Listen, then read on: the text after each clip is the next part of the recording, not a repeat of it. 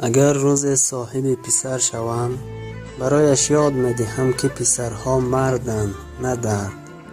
برایش یاد می‌دهم که مردها هم گریه می‌کنند، چون انسان هستند، احساس دارند، ولی باعث گریه شخص نمی‌شوند.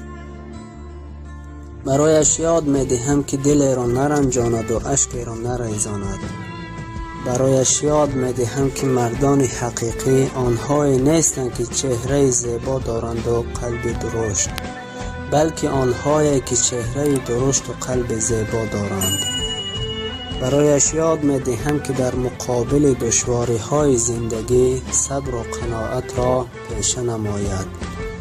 برایش یاد می‌دهم که تمام دخترهای دنیا برای او آفریده نشده اند، پس همیشه چشمان با حجاب داشته باشد. برایش یاد می‌دهم که غیرت مرد آن است که حرمت زن را نگه دارد، نه اینکه زن را بازیچه ساخته و هوسرانی کند. برایش یاد می‌دهم که هر عهدی که با همسرش می‌کند وفادار باقی ماند. و در آخر برایش یاد می‌دهم که همیشه راستگو و حقیقت پرور باشد.